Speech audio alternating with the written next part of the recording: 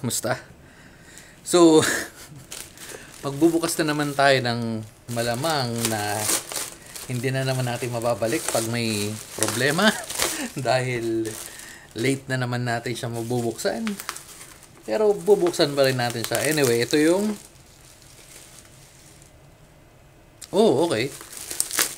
Makinik or Makinike K500.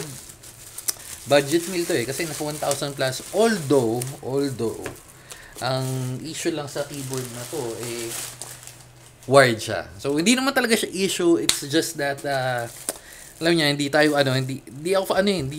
ko masyado trip yung wired. So, ayun. Anyway. So, ba't tayo bumili nito? Kasi tagal na natin hindi mabili ng mga budget keyboard. Yung mga nasa 1,000 range.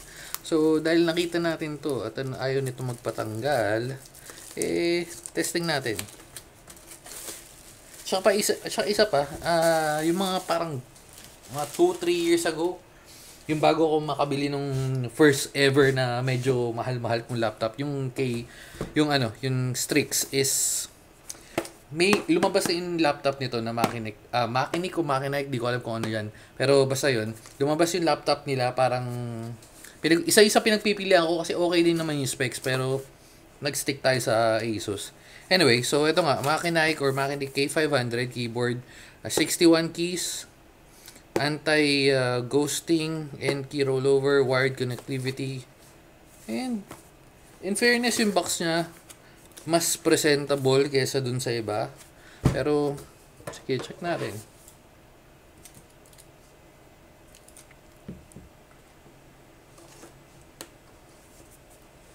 Uy. Okay.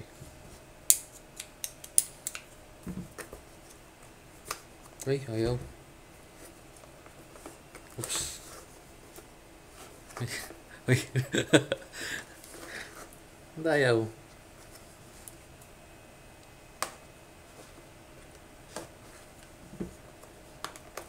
Okay. Totoo na to, legit. Yan. Hindi ay. Okay. Okay, uli.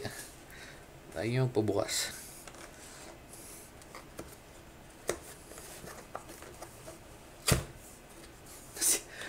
Nasira yung box. Sorry, nasira yung box. Pero, ay magpubukas min eh. So, ito lang. Kaya siguro siya budget. Ay, ano ito magpabukas? Okay. Ayan. So, ito na nga yung keyboard. Siyempre yung keyboard mamaya na yan. Anong kasama? Parang wala yata. Meron. So, meron siyang kasamang... Okay. So, L-type na USB-C. So, malamang sa gilid yung nito. At yung USB-A. And meron kang Uy, okay. So, meron kang keycaps puller. Meron kang nang kasamang keycap puller at switch puller. Ayan. Mas madali ito sa mga ganito kaysa dun sa nabili ko. Ito, compare na rin natin, mabilis lang. Kasi itong nabili natin, although maganda siya dahil black, ay parehas lang. Ay no, kasi medyo mataba yung dulo. Ay no. Kaya pag masikip, medyo hirap siya medyo mahirap tanggalin. Unlike ito, ay no. Ito, sobrang nipis lang Ay no. Makita yung stages ng pagtanggal ng switch puller. Ito yung pinakamanipis yun sa ako na nabili natin. Tapos ito yung kasama dito. So ito yun. Anyway, hindi naman to dito. Pinakita ko lang, sinasabi ko lang na mas madaling tanggalin yun. So yan, yung kasama. Tabi natin. Tsaka meron siyang kasamang extrang na linear switch, red. Which is good para lalo na kung may masira, meron kang pamalit.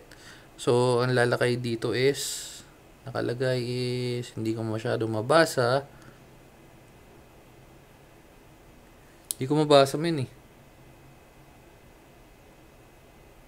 Pero hindi Hua, HUA. Wala, hindi makita. Pero anyway, Para siyang ano, para siyang Otemo. Again, para siyang Otemo, hindi ko sinasabi Otemo, pero para siyang Otemo. Yan. Okay, so tabi na natin to. Pero still, di ba, good sa rin yun, meron kang extra na dalawang switch. Lalo na yung kung isang part lang naman yung sira, eh, hindi na nila kailangan magpadala or hindi mo na kailangan ibalik. And open na natin to. Uy, wala mo may manual pa. Okay. Yan, so mayroon siyang manual. At di ko alam kung ba't, pero may system requirements. Di ko alam kung ba't may system requirements. So ano to, hindi gagana sa Mac kasi walang ano. Anyway, yan. So layout, connectivity, okay. So yung ilaw, lock function.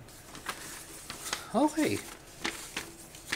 So yung mga ganito, usually hindi na programmable to eh. Pero again, hindi ko sure. Test natin. In fairness, maganda siya. Maganda na yung typing feels. Oo.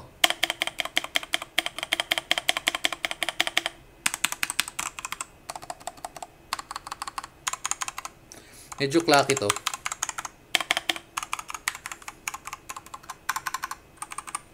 Pero maganda sa kanya compact na compact kasi kita nyo, wala na siya masyadong bezel. 'Di ba? Unlike yung nakaraan nating keyboard, yung Z-Friend ZA63 yata yun, parang ganun. Tapos, at saka maganda yung design niya. Ayun, no? Meron siyang Mechanic dito na Key500, mechanical keyboard. Ito na nga. Nasa gilid yung USB port niya, USB-C port. Feeling ko yung battery, pero hindi natin sure. Tapos meron ka ulit branding sa taas. Sa ilalim, okay, so first ever to na ilalim is meron yung gantong keyboard na nakita ko meron siyang stand. So, hindi siya ganun kataas. Hindi naman siya ganun kataas yung nadadagdag niya, pero still may stand siya. Yan. So, yun lang. Basic keyboard. Open natin pala to. Sorry. Open natin. Yep. So, alam na naman natin na red yung kasama, pero open natin kung ano yung ilalim. Uy. Okay, plastic at tagusan. Mukhang lahat isang ilaw lang yata. Wait. Kunin pa natin isa.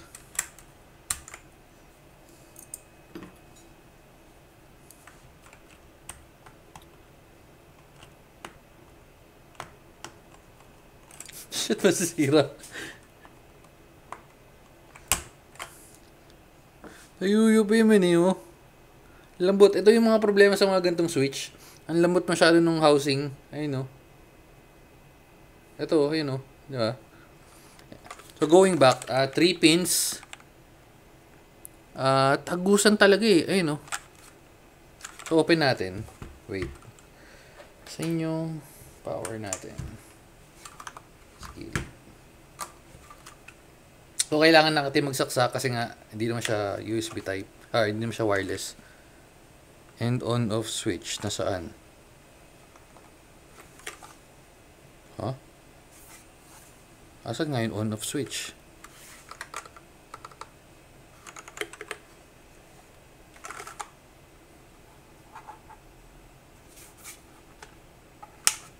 Walang on-off switch.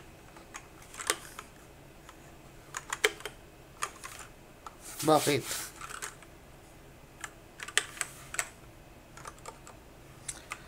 Okay, try natin magkabit ng kung saan man. Kuha ko iPad. Okay, so yan. Usog lang natin. Ito yung iPad. Testing natin. Oops, medyo malayo.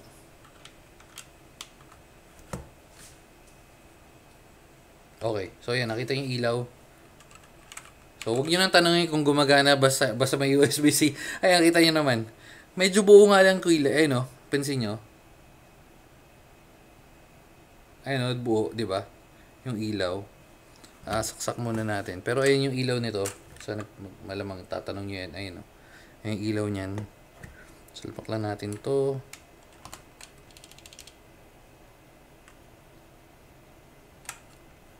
Uy.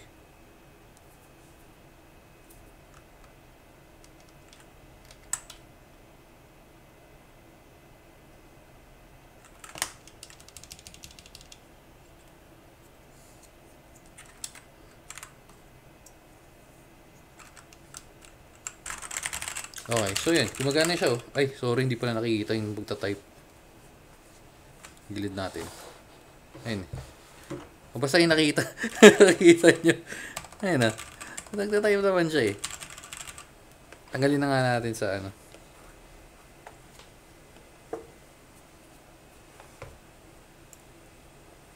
Kasi magre-reflect, eh. Ayan.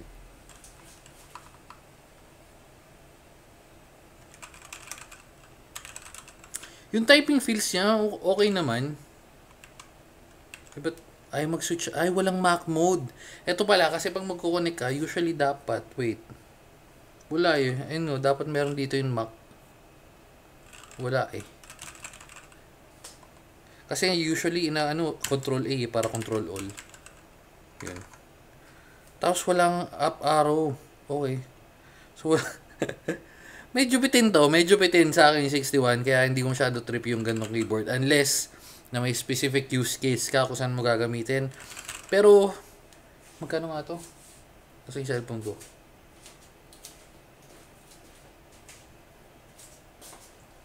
Okay, so yun nga, ang alam ko is nasa 1,000 something, 1,000 or 999 nga lang yata to. Nasa yan? Ayun, 999 nga. So original price niya, so yan, 1999, pero may nakita ko sa Lazada, nakita ko nasa 1,000 lang to, pero since mas mura naman siya dito, pero di ko matandaan ba't 999 na, alam ko may promo yata. Ayun, no, kasi yung presyo niya 1999, pay with voucher. Ayun, no, a blue switch yata, hindi, pero 1999 anyway.